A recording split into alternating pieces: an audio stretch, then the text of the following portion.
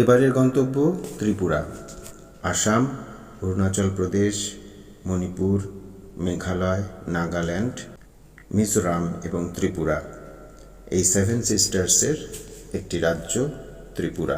30শে March 2025 রবিবার সকাল 7:15 ফ্লাইটে রওনা দিলাম আগরতলা।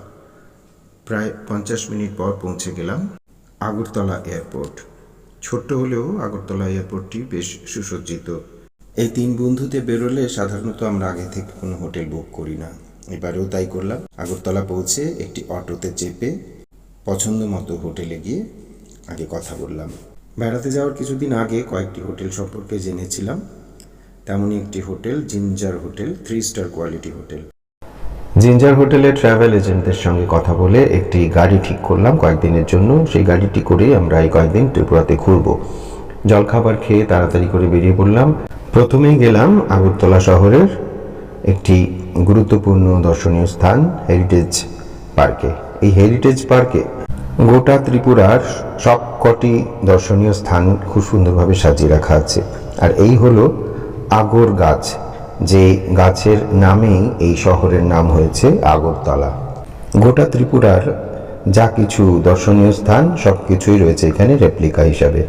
এমনকি সম্পূর্ণ ত্রিপুরায় যেভাবে রেল লাইন গেছে তারও ঝলক রয়েছে এই পার্কে।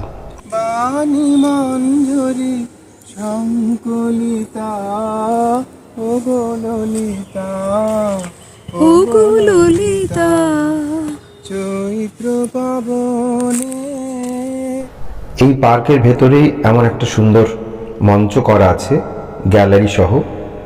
সেখানে গিয়ে হঠাৎ করে গান বেরিয়ে এলো। যাই হোক, এই হেরিটেজ পার্কে রয়েছে বিভিন্ন ধরনের ঔষধি বৃক্ষ। এছাড়াও ত্রিপুরার হস্তশিল্প, এই শুকনো গাছের গায়ে খোদাই করা, দেখুন কেমন সুন্দর লাগছে। অদ্ভুত সুন্দরভাবে সাজানো এই পার্কটি দেখে আমরা এবার বেরিয়ে এলাম আমাদের পরবর্তী গন্তব্য আগরতলার 14 দেবতা মন্দির।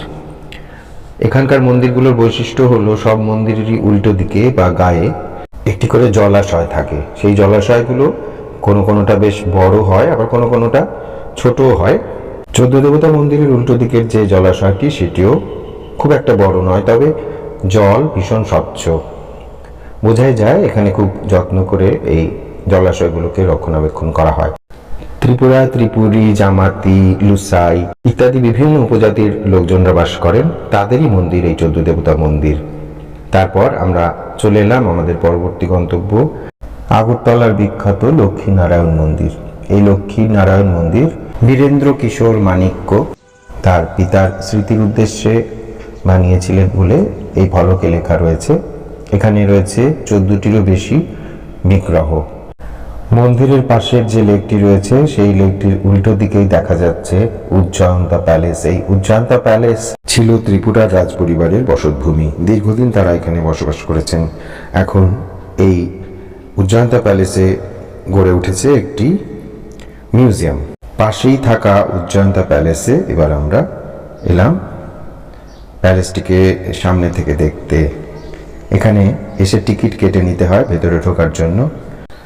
সম্পূর্ণ জায়গাটি ঘুরে দেখতে অনেকটাই সময় লেগে যায়, কারণ ভেতরে রয়েছে মিউজিয়াম সহ সম্পূর্ণ জায়গাটি ঘুরে দেখতে আমাদের সময় লেগেছিল প্রায় 2 ঘন্টা।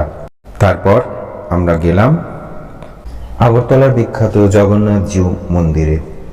অনেকটা বড় জায়গা নিয়ে গঠিত হয়েছে এই মন্দিরটি। মন্দির দেখার সাথে সাথে কপালে তিলক কেটে 3 বন্ধুতে বেশ মজা করলাম। এরপর দুপুরের খাবার খেয়ে কিছুক্ষণ আগরতলার এদিক ওদিক একটু ঘুরে নিলাম। তারপর বিকেল 4:30-র আগেই পৌঁছে গেলাম আখাউড়া বর্ডারে। প্রতি শনিবার এবং রবিবার বিকেল 4:30 থেকে কিছু সময়ের জন্য বাংলাদেশ এবং ভারতের 2 দেশের সেনাদের মধ্যে একটা বিশেষ অনুষ্ঠান হয়। সেখানে 2 দেশের সৈন্য প্রধানরা তাদের নিজের পতাকাকে শ্রদ্ধা জানায়। এই সম্পূর্ণ অনুষ্ঠানটি দেখা একটা বিরল অভিজ্ঞতা। প্রায় 1 ঘন্টা সময়েরও বেশি সময় ধরে চলে এই অনুষ্ঠানটি। এই সম্পূর্ণ অনুষ্ঠানটির একটি আলাদা ভিডিও এই চ্যানেলে রয়েছে। এরপর সন্ধে নাগাদ আমরা চলে এলাম আর একবারের জন্য আমাদের হোটেলে। তারপর একটু সময় বিশ্রাম করে চলে এলাম উজ্জয়ন্তা প্যালেসে।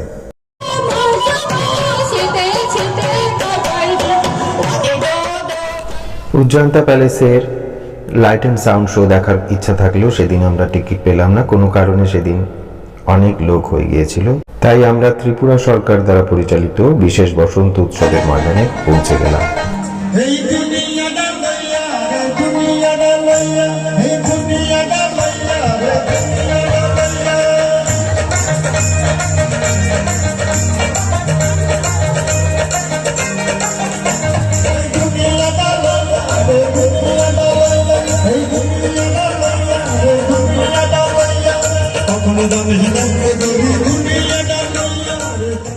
অপূর্ব সুন্দর এই অভিজ্ঞতা নিয়ে ফিরে এলাম আমাদের হোটেলে।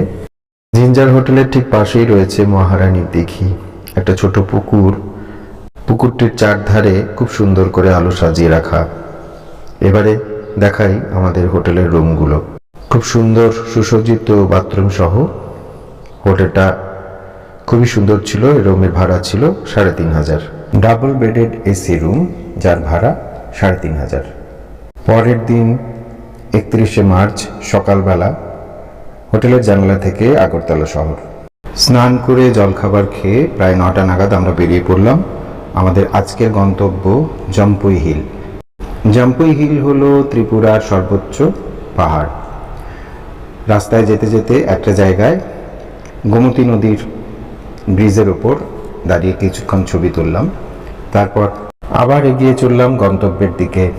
ত্রিপুরার প্রায় 3 দিকেই রয়েছে বাংলাদেশ, তাই বাংলাদেশ বর্ডার কিছুক্ষণ পরে পরেই আমরা পেয়েছি। কাঁটাতারের একটা বেড়াজাল দিয়ে দুটি দেশকে কেমন করে আলাদা করা হয়েছে সেটা দেখলেও অবাক লাগে। এই হলো ত্রিপুরার চা বাগান। কৃষি প্রধান এই রাজ্যটি মূলত রাবার গাছের জন্য বিখ্যাত। যাই হোক, জাম্পুই যাবার পথে ড্রাইভার দাদার অনুরোধে আমরা আগে পৌঁছে গেলাম ধলাই ডিস্ট্রিক্টের ঊনকোটিতে। ঊনকোটি এমন একটি দর্শনীয় স্থান যেখানে ত্রিপুরার প্রাচীন ভাস্কর্য শিল্পের নিদর্শন আমরা পাই। পাথরযুক্ত পাহাড়ের গায়ে গায়ে খোদাই করে তৈরি করা হয়েছিল এই অভূতপূর্ব ভাস্কর্য শিল্প। মহাদেব, শিব, গণেশ সহ বিভিন্ন হিন্দু দেবদেবীর মূর্তি এই পাথরের গায়ে খোদাই করা রয়েছে। যদিও কালের নিয়মে ক্ষয়িষ্ণু এই পাহাড়ের গায়ে খোদিত মূর্তিগুলো ধীরে ধীরে ক্ষয়প্রাপ্ত হচ্ছে, এটা খুবই স্বাভাবিক। তবু সরকার থেকে মোটামুটি একটা ব্যবস্থা করা হয়েছে জায়গাটিকে সংরক্ষণ করার জন্য। তবে সম্পূর্ণ ত্রিপুরা ভ্রমণ করতে গিয়ে ব্যক্তিগতভাবে যে আমার অভিজ্ঞতা হয়েছে সেখান থেকে বলছি যে ত্রিপুরা সরকারকে যাত্রী পরিষেবার দিকে আরও বেশি নজর দিতে হবে। দর্শকদের জন্য পরিষ্কার পরিচ্ছন্ন সুলভ শৌচাগারের ব্যবস্থা করাটা খুবই গুরুত্বপূর্ণ, যেটার খুবই অভাব আমরা লক্ষ্য করেছি ত্রিপুরা ভ্রমণের সময়। এত সুন্দর একটি দর্শনীয় স্থান যেখানে বহু মানুষ একই দিনে পৌঁছে যাচ্ছেন, তাদের জন্য সরকারিভাবে কোনো পরিষেবা লক্ষ্য করা যায়নি, সেটা খুবই দুর্ভাগ্যের। এই বিষয়ে ত্রিপুরা সরকারকে আরও বেশি নজর দিতে হবে বলে আমার মনে হয়। যাই হোক, ঊনকোটির সৌন্দর্য দর্শন করে বেরিয়ে পড়লাম আমাদের পরবর্তী গন্তব্যের দিকে। তার আগে রাস্তার একটি রোড সাইড ধাবায় আমরা দুপুরের খাবার খেলাম।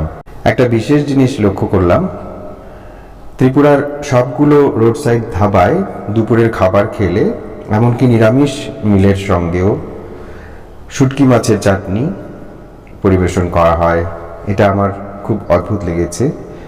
আমরা এরপর এগিয়ে চললাম আমাদের গন্তব্য জম্পুইর দিকে।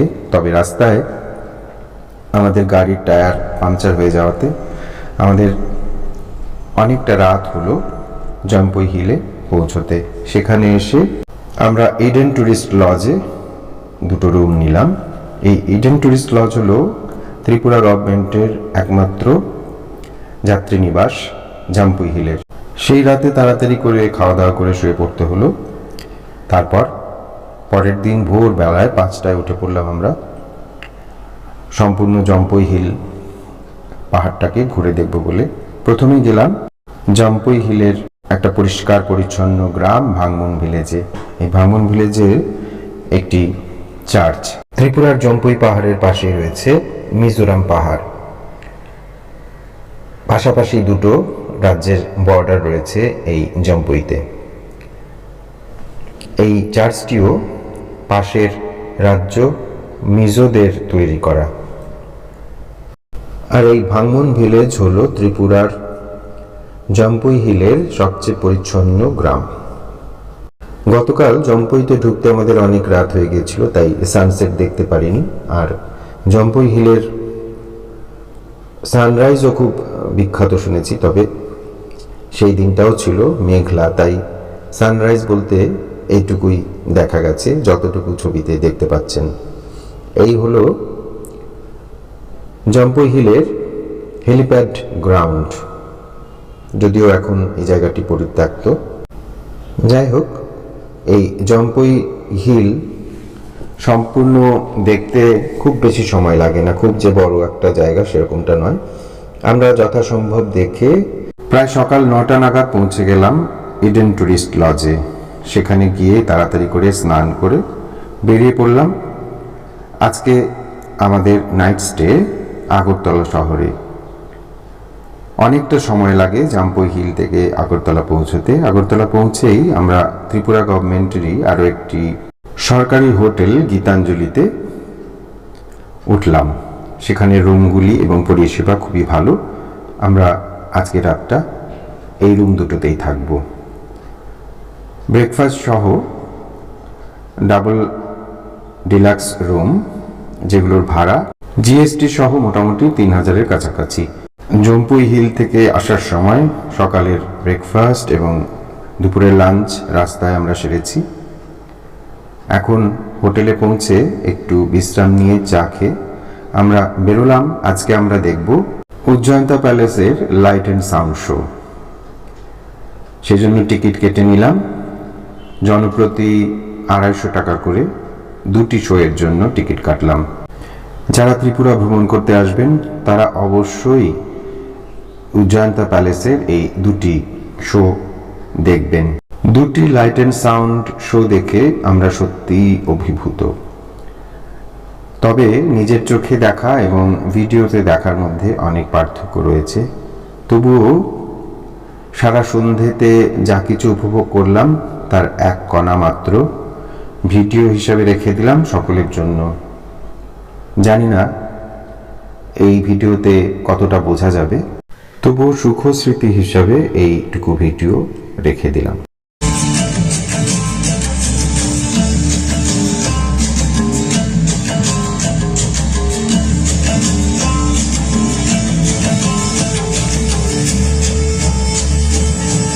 शांति, आदर और सम्मान के साथ मेरे साथ चले। मैं आपको ले आया हूँ 15वीं शताब्दी की त्रिपुरा में, और ये है महाराजा धर्ममाणिक के प्रथम का राज दरबार। महाराज ने आज एक खास উজ্জয়ন্তা প্যালেসের দিঘির জলে অভূতপূর্ব লেজার শো এর এক ঝলক এখানে রেখে দিলাম।